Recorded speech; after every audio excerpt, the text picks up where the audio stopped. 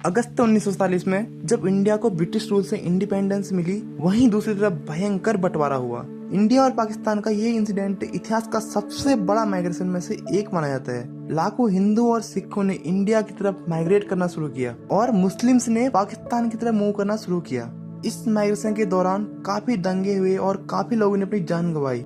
आज इस वीडियो में हम पता करने की कोशिश करेंगे कि ये पार्टीशन हुआ क्यों था, क्या वजह थी इसके पीछे। तो गाइस शुरू करते हैं आज की वीडियो।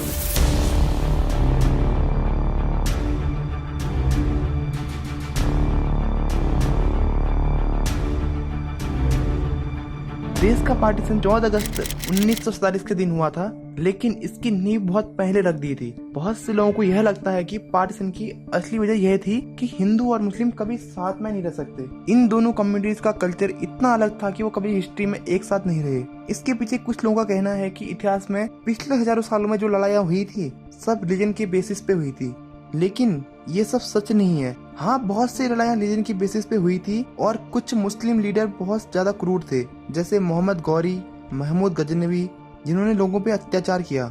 लेकिन बहुत सी लड़ाइयाँ पावर के लिए भी हुई थी, जिनमें एक ही समुदाय के दो लीडर आपस में लड़ते थे। और इतिहास में ऐसे बहुत से इंसिडेंट सामने आते हैं जिनमें दोनों कम्युनिटी ने साथ में कंट्रीब्यूट किया था। इनमें से एक इंसिडेंट सामने आता है जब 1857 में बहुत से हिंदू और मुस्लिम लीडर ने साथ में ईस्ट इंडिया कंपनी के खिलाफ विद्रोह किया। 1857 के बाद ईस्ट इंडिया कंपनी का रूल इंडिया पर से खत्म हुआ और ब्रिटिश रूल की शुरुआत हुई। लेकिन 1857 के इंसिडेंट के बाद ब्रिटिशर्स काफी डर गए, तो उन्होंने ऐसे विद्रोह को फ्यूचर में होने से रोकने के लिए अपनी famous divide and rule policy को अपनाना शुरू किया। इसी बीच ब्रिटिश ऑफिसर ए.ओ. ह्यूम ने इंडियन नेशनल कांग्रेस की स्थापना की। इंडियन नेशनल कांग्रेस ने डिमांड करी कि इंडियंस को गवर्नमेंट जॉब में शेयर दिया जाए। उस टाइम के वाइसरॉय थे डफरिन, जिन्होंने कांग्रेस को अपना अप्रूवल दिया। शुरुआत में इन्हें कांग्रेस से कोई प्रॉब्लम नहीं थी, लेकिन बाद में इन्होंने रियलाइज किया कि कांग्रेस की एक्टिविटीज से ब्रिटिश रूल पे खतरा हो सकता है। उन्होंने कांग्रेस से ऐसे एक्टिविटीज को बंद करने को कहा, पर कांग्रेस ने साफ मना कर दिया। तो डफरिन ने कांग्रेस के इन्फ्लुएंस को कम करने के लिए अपने हथकंडे अपनाए। जैसे उन्होंने कहा कि कोई भी इंसान जिसके पास सरकारी नौकरी है वो कांग्रेस की मीटिंग में नहीं जा सकता।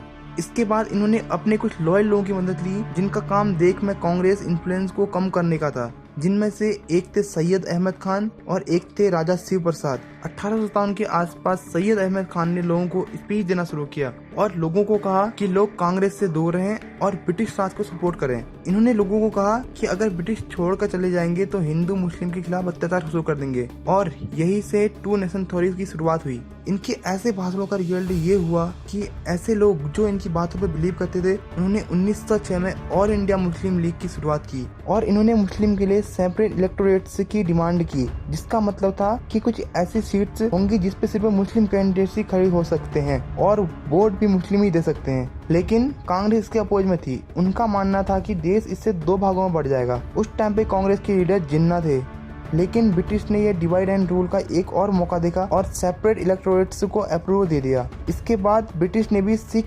यूरोपियंस को सेपरेट इलेक्टोरेट्स दे दिए। इससे कम्युनिटीज के बीच में दरार आने लगी। अब हिंदूज को लगने लगा कि हमारे लिए कुछ हो ही नहीं रहा है, और इसी वजह से अखिल भारतीय हिंदू महासभा की फॉर्मेशन हुई। इसके बाद 1925 में केशवराम बलिराम हेडगेवार ने आरएसएस की नींव रखी। जहां एक तरफ कुछ मुस्लिम को लग रहा था कि मुस्लिम खतरे में है, अब हिंदू को ऐसा लगना शुरू हो गया है कि हिंदू खतरे में है। दोनों कम्युनिटीज के अंदर एक डर बैठ गया और धीरे धीरे हिंदू मुस्लिम दंगे शुरू हो गए और दोनों कम्युनिटीज के बीच दरारें बढ़ने लगी।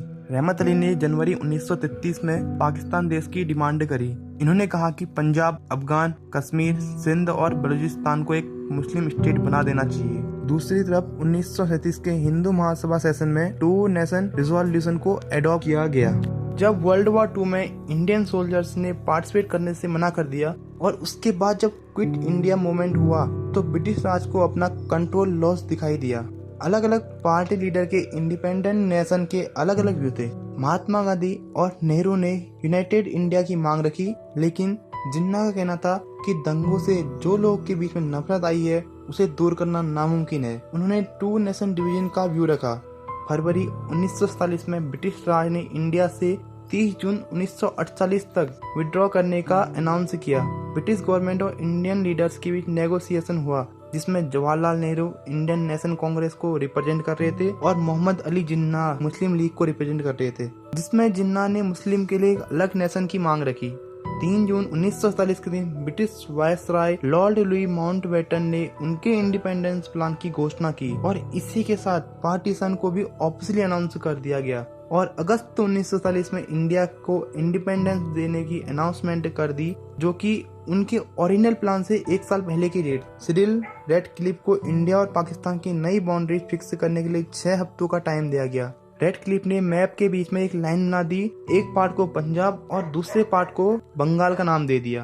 बाद में इसे ठीक किया गया। इंडिपेंडेंस से 2 हफ्ते पहले पार्टीशन लाइन्स को सबमिट कर दिया। इस पार्टीशन को मेजोरिटी पीपुल्स के हिसाब से किया गया, लेकिन वायसरॉय ने इसे इंडिपेंडेंस तक सीक्रेट रखने का डिसीजन लिया। 14 अगस्त 1947 को पाकिस्तान को इंडिपेंडेंस नेशन अनाउंस कर दिया गया और एक दिन बाद 15 अगस्त 1947 को इंडिया को भी इंडिपेंडेंस नेशन अनाउंस कर दिया। 17 अगस्त को नया मैप अनाउंस किया। पार्टीशन की वजह से ब्लड स्टेट की वेव आ गई। जिन भी लोगों को पता चला कि वो गलत साइड में है, वो अपने घरों से माइग्रेट करने लगे। 7 मिलियन से ज्यादा लोगों ने दोनों तरफ माइग्रेट किया। कई जगह दंगे हुए, कई परिवार बट गए, ट्रेन में लाशें भरी मिली। लगभग 1 मिलियन से ज्यादा लोगों की जान गई। जब ब्रिटिश राज इंडिया में आया, उस समय कम्युनिटी साथ में रहती थी, लेकिन ब्रिटिश राज के खत्म होते ही एक देश को 3 भागों में बांट दिया गया और कम्युनिटीज के बीच में एक नफरत का जहर घुल गया। आज इतने सालों बाद भी इसकी झलक कहीं न कहीं दिखी जाती है। बस आज वीडियो में इतना ही। अगर आपको वीडियो पसंद आई है तो वीडियो को लाइक करो और अगर चैनल में पहली बार आए हो तो चैनल को सब्सक्राइब कर दो। मैं मिलता हूँ किसी और संडे किसी और थ्रिलिंग टॉपिक के साथ। तब तक के लिए बाय बाय।